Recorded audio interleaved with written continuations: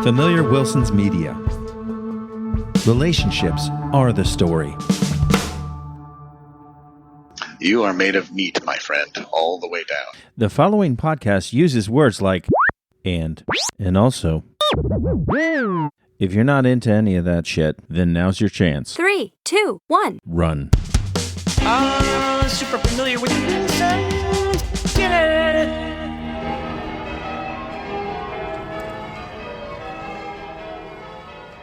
Welcome to Super Familiar with the Wilsons. I'm Amanda. And I'm Josh, and we're the podcast about Marriage 2.0 with a bunch of side quests and kids. And speaking of kids, Josh, we went outside to play with Winthrop tonight because he makes me feel sad when I don't take him outside. Yes, I was there. And I played soccer in flip-flops, and I'm looking down at my foot now, and it is bruised. I don't think that we can call what you were doing playing soccer. I kicked the ball once or twice with my Yes. flip-flop on. Yes.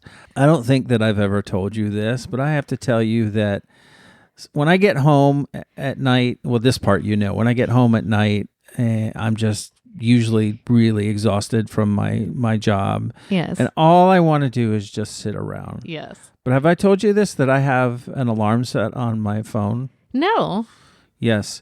The alarm simply is labeled, "Play with me, Daddy." Oh, that's so sad. No, it's just a reminder that I gotta not let his... Yes.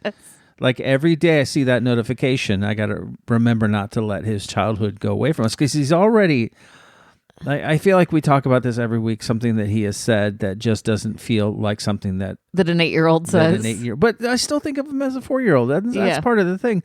Like, you left for 4 days. Wherever the hell you went. I went to Tampa.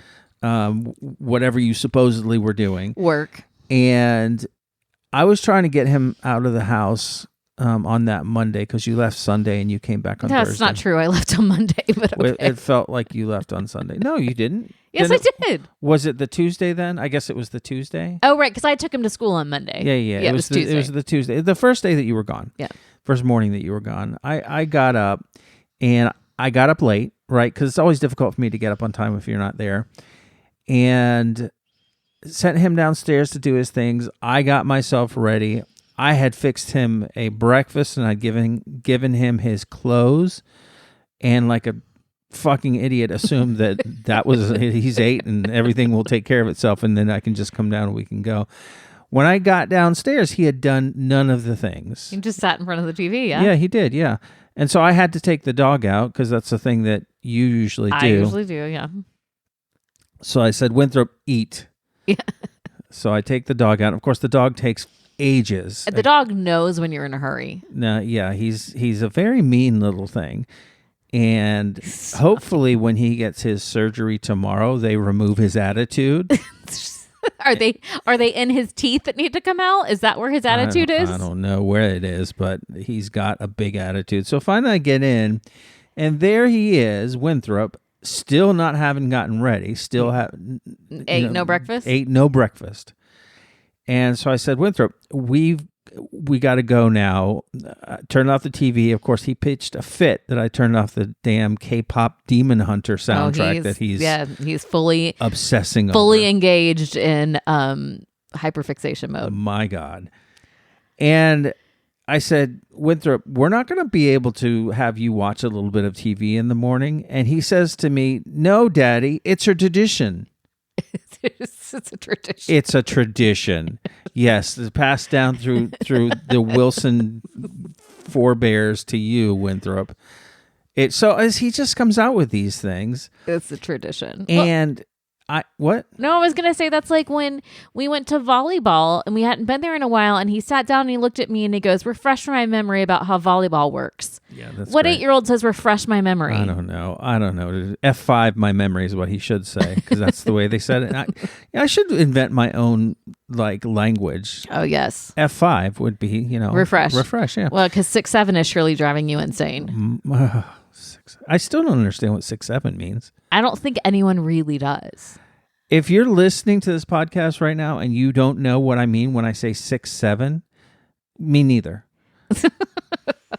It's a thing that the kids say now. They just say 6, 7. And apparently they don't know what it means. They either. don't. It doesn't mean anything really. It's just it's just a thing. But yes, no, I am downstairs with him and I say, Winthrop, put your clothes on. I hand him his clothes and then I will go into the kitchen and start making his lunch and making his breakfast and then continue to say, put your clothes on. And he eventually does it. And then I have to say, eat your breakfast, eat your breakfast, eat your breakfast. See, this is a problem. You weren't down there continually saying, eat your breakfast. Well, whatever it was, we finally got it going. And then the Wednesday morning was a little bit easier because we had already kind of forgotten that, that you were a thing. So, Oh, thank you. so at least I am no longer a tradition in this family. Traditions are easily broken. I don't know. But no, yeah, it was, by the time Thursday rolled around, we were cooking with gas. We were doing well. Well, I should have just stayed gone. No, because I didn't sleep. I don't sleep when you're not here. I know. I didn't sleep well either. I miss Good. you. I know. I miss you when I'm gone. And the thing is, I went for work, right? And we were all there. It was lovely. I have a lovely group of Gen X women friends that we all live in only 2 of us live in Gainesville. And I wish that we could be together all the time. I'm actually tearing up thinking about how much I love these women and how really important I think that, female friendships are as our male friendships. I'm just a female. And I don't need you to go having male friendships. No, we had a fabulous time. And it's like we didn't even say goodbye to each other. We all just left after lunch on Thursday. And I walked out of the hotel and I texted them, bye, ? And they were like, yep, I'm already at the airport here. But we didn't feel the need to make a big deal about it because we were in each other's lives all the time. But I am not the person that's like, let's go out, let's do all the things when I'm on a work trip. And I love seeing my friends. We had a great dinner, but I was in bed by 8:30. They were having late night karaoke. Some of these people were, and some of these people were going to trivia. And no, thank you. I want to be in my bed. I want to be cozy in this bed, and I don't have to tell anybody to go to sleep. But I didn't sleep well either. 1, because I miss you, and 2, because these pillows were messed up. There were 5 pillows on this bed, and each one of them was a different thickness. It started out with flat and it went to Mount Everest. And I could not decide what angle my neck needed to be at. And I'd fall asleep one way and wake up on another one and hurt. It was a problem. Also, I faced the runway of Tampa International Airport, so I could hear planes too. Now, it was on the bay and it was beautiful. I went with my good friend Jessica and we had dinner and we watched the sunset. We went right at it was beautiful. But on the other side of the hotel, airport. Not Sun Country, Southwest to be exact. I watched all the Southwest planes take off and land. Was there a window or was it just open air? It's just open air. It was a window. Goodness. It was a nice hotel, but we had food and it was it wasn't good food. The first night was it was supposed to be a family dinner. You weren't there. And it was they had dueling pianos to entertain us. But I'm confused by dueling pianos. Are they supposed to be battling? Is it a rap battle for pianos? I think that's the original conceit, but that's not what it is anymore. Now it's just a couple of people playing piano together. And in my head, they play Billy Joel. Or they play Garth Brooks. So they play these, but no, they were playing they were doing K-pop Demon Hunter songs, but then they were just also playing, it was Shake It Off. I don't know. I was very confused. They were just playing the same song together. Right. There's no dueling. Yeah, no. There was duetting. No. Yeah. Maybe they misspelled it. Maybe it's supposed to be duetting pianos. I don't know. But anyway, so then the next day I went to Topgolf.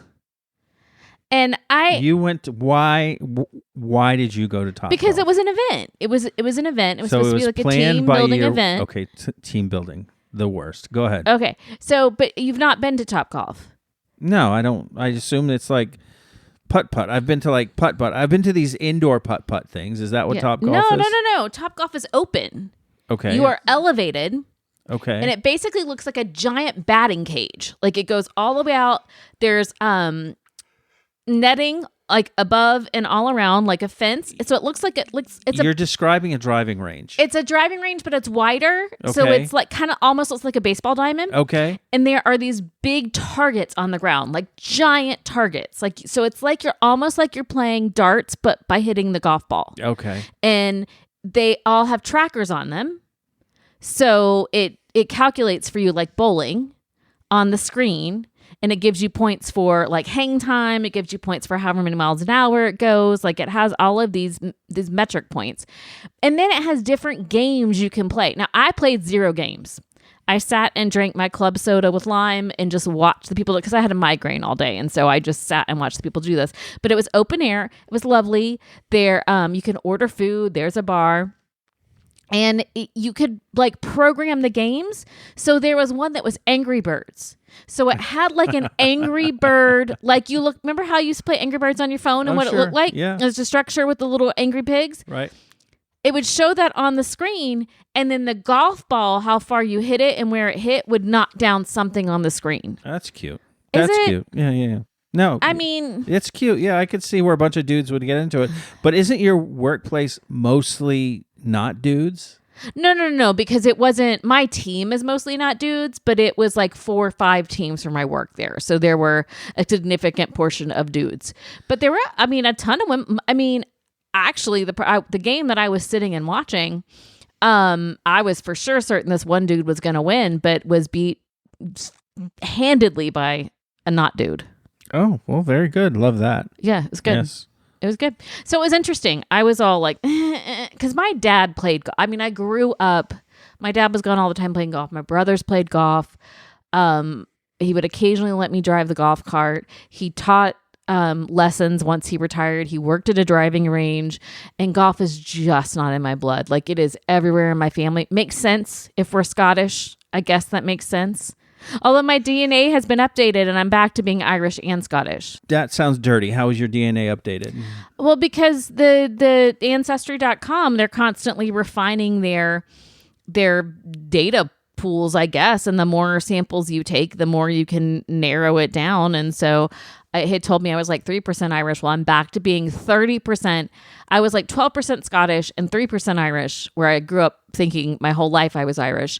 But it now has refined and it's updated since the 2 years ago that I did it. And I am now like 30 something percent Northern Irish and Southern Scottish. Maybe I was like born in the water. Well, very good, though. That must make you happy, because I know that you, like, growing up, you really held on to the fact that you were Irish. Yes, but I'm Northern Irish. Oh, okay. So it's like Dairy Girls. Okay, well, I don't know how I feel about that then, as long as you're not like that slag one. Oh, my God. You are a horrible, horrible person. Anyway, I went to Topgolf, and it was fun. And then Thursday I came home, and by then you guys had figured out how to do life without me. So it's fine. One of the ways that we figured out how to do life without you is that I ordered DoorDash every day. And the thing is, like, you can cook. Like, you are a good cook. Why did you not cook? Huh? Because I didn't want to. Because I wanted to come home and play with the kid, then go to sleep. But you didn't. Yeah. You didn't go to sleep. Well, try to go to sleep. Yeah, I was just tired. And I got some good brisket, so there you go. Brisket that Winthrop loves. Hey, okay, parents out there, does your kid do this? One night he absolutely loves something that you give him for the first time. The next time he hates it. Yeah. How does that happen? How does that happen in like 12 hours where he loves something and then he hates that very same thing? This from the kid that eats the same damn grape jelly Uncrustable in his lunch every damn day for the whole school year. I don't know. The only thing I can tell you is because you wanted him to do it. No, that's exactly what it is. He's such a contrarian. Yeah. And I don't know where he gets that Sorry from. about that, because you do. That's you. It's That's 100% totally me. you. But it pisses me off, man.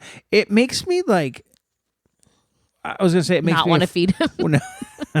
You kind of have to. No, by law. You're morally No. obligated and legally obligated. I was going to say it makes me not want to tell him to do things, because I just know that he's more likely to do what I want him to do if I don't tell him to do it. Mm-hmm. But I also can't reverse psychology him anymore. No. Oh, no, Because he knows. susses that out. Like he does this thing where he will just talk nonstop. Or he will doesn't sing stop. He nonstop. also Especially gets that from me. now because of the K-pop Demon Hunter thing. He's just singing these damn songs just endlessly. And so I will go to redirect him. I'll ask him a question. And he will say to me, "You're just asking me that because you don't want me to sing." Yeah. No, he knows. So, like, I don't know what to do. I don't want to be like, I don't want to raise my voice at him because he doesn't like that, and I don't like doing that. But there's certain things he's got to do, and I got to tell him to do it. Yeah, I don't know. And he's so hard-headed, or maybe he's just inertia boy, that once he's in a direction, it takes the will of God and all of the force of Einstein's gravity to move him to a different trajectory. I don't know what it is, but he is nigh yon impossible. I started to say, well, maybe we could like feed into this demon hunter thing and tell him that Guima, which is I think I said that right, the massive demon is gonna take him if he doesn't do these things. But one, I think that's what we grew up with church, and so we shouldn't do that. Tell people the demons are coming for them. Yes, I'd rather not. Second of all, tonight he was talking to me about it, and the whole conceit of this film is that the main girl is part demon, but she's trying to hide it. She's got a little of the devil in her. Yes, she's trying. What was her daddy too? And she's trying to hide it, and then eventually the whole point of the movie is like not hiding who you are and being fully yourself. And so he said to me, in the movie where Genu says something to Rumi where he's like, but you're a demon. What if she just said, yeah, I am. And then she went to be with the demons. Like she just was like, I'm no longer a demon hunter. I'm just a demon. I was like, well, the movie would end. But also I'm glad that she made a good choice to he was like, oh, really? Like he was disappointed. I think he wanted her to just give in to the demon. It's just, he's feeling the calling of his own. Yes. I didn't know that this whole K-pop Demon Hunter thing was like a cultural thing. It's like a phenomenon. Like I just assumed that it was just like a little thing that he had grabbed onto.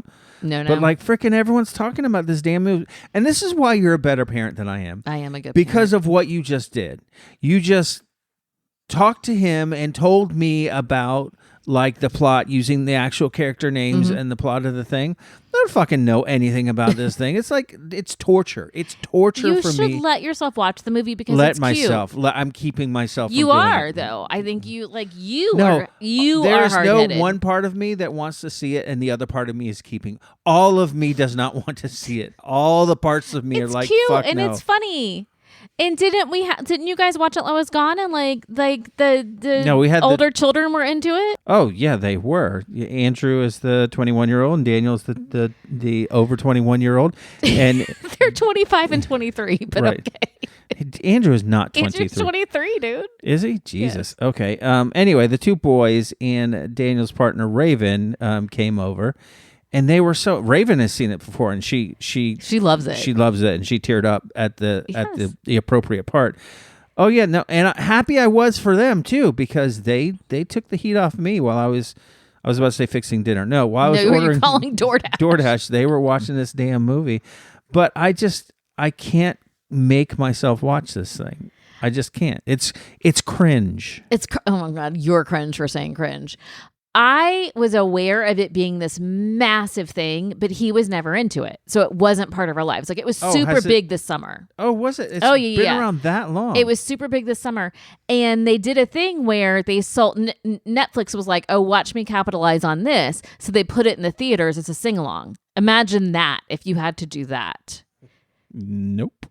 And like people that I work with were taking their kids to the theater to see it for the sing-along, paying lots of money to go do it. I was aware of it. He just was never interested in it. And I think I asked him once if he was interested in it. He said no. But it was about 3 weeks ago or a month ago, you had to work late. And so I told him if he got a shower, he could get in our bed, and we could cuddle and we could watch something. And he said, okay. And then he said, well, we might as well just go ahead and watch K-pop Demon Hunters because everybody's talking about it. I see. So he was like, not super like I need to see this, but kind of like it's cultural capital and I need to be able to talk about it. Yes. But I think he's hitting after the big, like everybody's kind of like chilled on it a little bit. It's still a big deal. No, it's still a big thing. I'm hearing about it more now than I ever have, in fact. Well, isn't that the Bernie Madoff syndrome? What is that called? Bader-Meinhof. Did that one.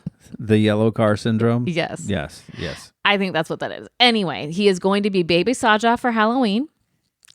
We are having a Halloween party in which a good friend of ours is coming, and he and his wife and his kids. He is also dressing as Baby Saja, and Baby Saja raps in the movie. And so our child has challenged the 40-year-old to a rap battle. He's already decided it's going to take place in the backyard.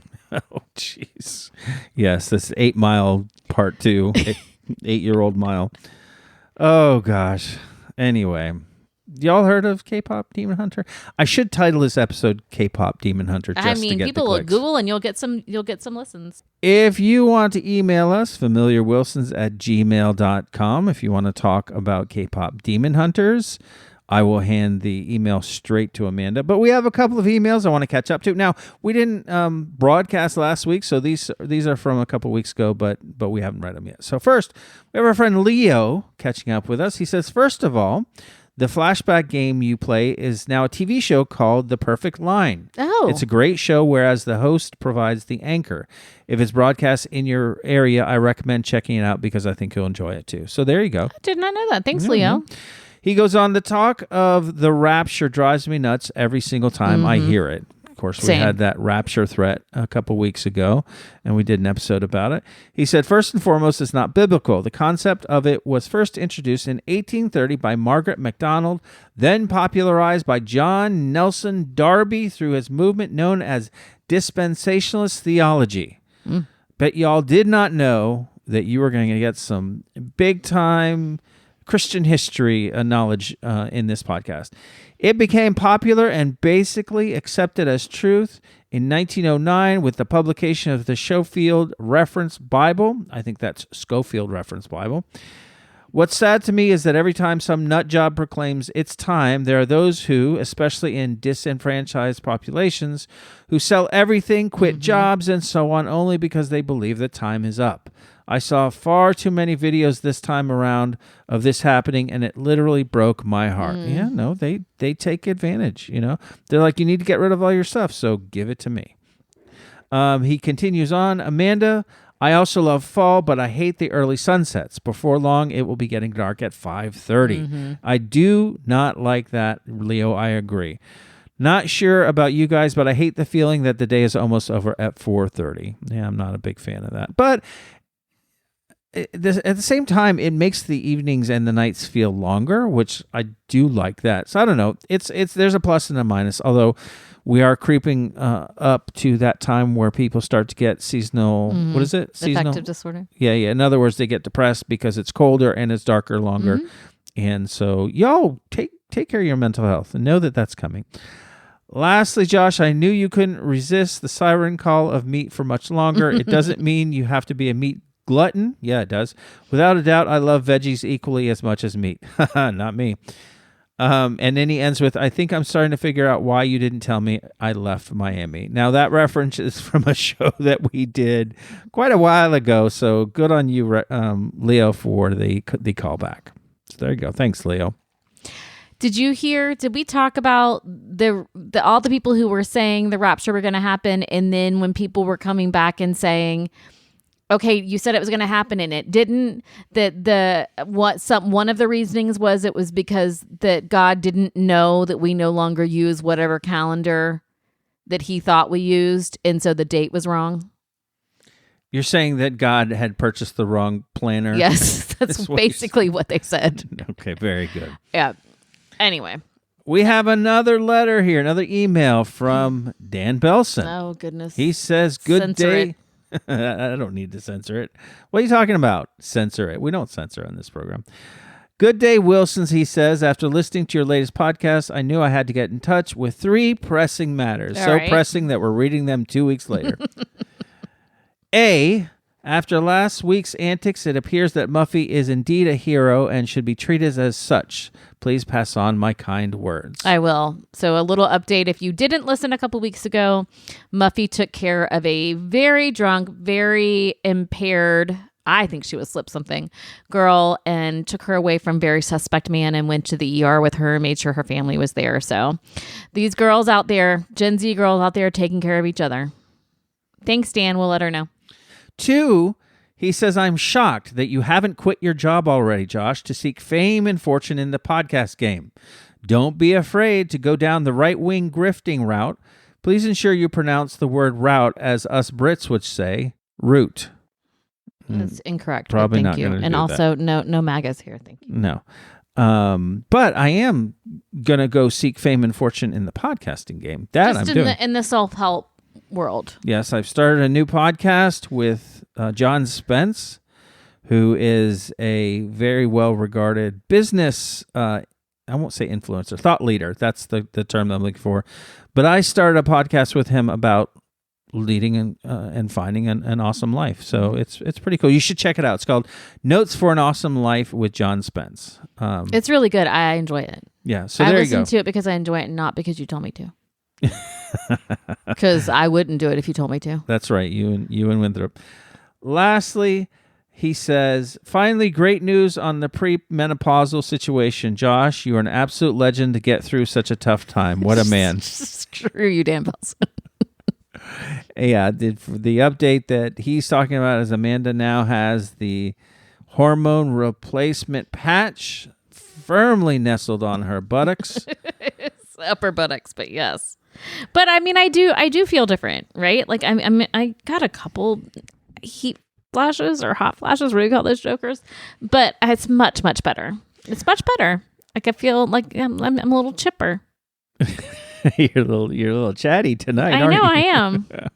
Yes, that's the Amanda that I love. I love you. Okay, so again, if you want to write us, familiarwilsons@gmail.com.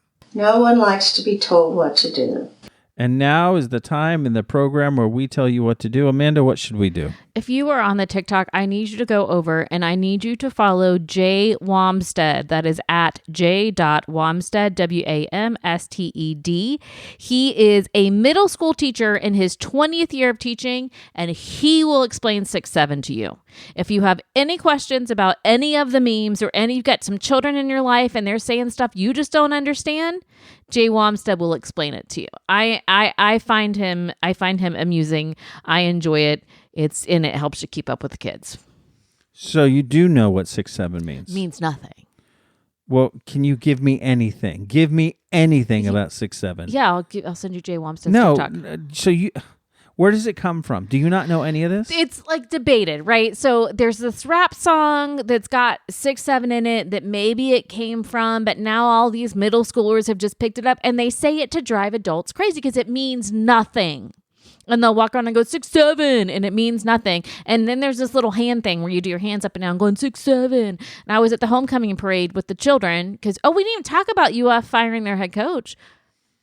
We also recommend that. That's a recommendation. No, fire your head coach. I mean, if they've lost a significant number of games, but also I have many feelings on the fact that we're still paying out the last head coach. But anyway, I went to the homecoming game with the children and there were kids all around yelling at the floats, 6-7, and doing this just to try to get the people. You know, when we were little and we used to go honk, honk at like semi-trucks? Semis, yes. In the 70s and the 80s, this is the new thing. They try to get the people to do 6-7. I dislike it severely. Okay, well, go watch Jay Wamstead on TikTok. My recommendation is if you can get yourself in front of a TV and watch the movie The Birdcage with Nathan Lane and Robin Williams, do that. Very funny. It holds up very well, and especially in the climate in which we find ourselves today. You and Muffy were having a grand old time watching it last night. It was very cute. All right, Amanda, that's all there is. There is no more. Final thoughts, anecdotes, feelings? I'm awake and I'm ready to just keep chatting, but you look very tired. I am very tired and you're stressing me the hell out. I don't like it when I'm tired and you're like this because it just makes me feel like I have to stay up. And I don't need you to stay up. You just can't get what you want, can you? Like if I'm tired and I don't want to leave the bed and I'm all like, whatever, you're like, I'm worried about you and get up and let's go do things. And now I'm like, I'm here and I'm ready to do things. And you're like, All right, here's the list of people without whom we could not produce this podcast. Many thanks to them. To Antonio, who once tried to explain cryptocurrency to a pelican. Josh Scar, our official fact checker, though we asked him to stop checking our facts. Danny Buckets, who earned his nickname the hard way by making sure that he's the one in charge of bringing buckets to a pool party. Chicken Tom, still not confirmed whether he's man or myth or just very ambiguous. Matt, who says he's just Matt, but we've all seen the cape. Monique from Germany, international correspondent and supplier of world-class eye rolls. Joey. Ryan Baker, who once baked a cake so dense it formed its own gravitational field. Leo, sound engineer and full-time cat whisperer. Refined Gay Jeff, curator of taste, tone, and subtle shade. Oh, yes. Mark and Rachel, our relationship consultants who keep reminding us that communication is key, and we keep forgetting where we left those keys. And to Dan and Gavin, the creative duo currently developing a musical about Wi-Fi passwords. And of Free course, Wi-Fi. And of course, special thanks to you for listening. All right, friends. I'm going to be awake for the next 20 hours if anybody wants to email me at familiarwilsons@gmail.com. And also think of the podcast pup tomorrow.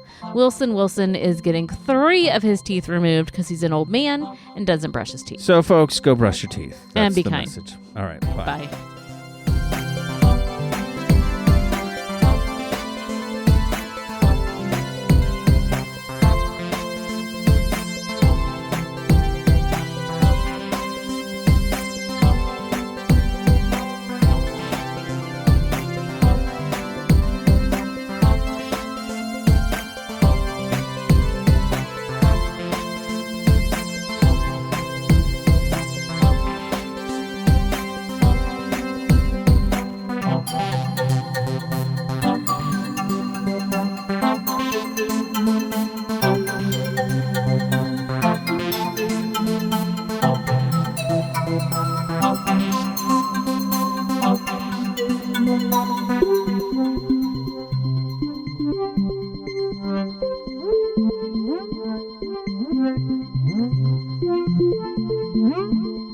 Thank you.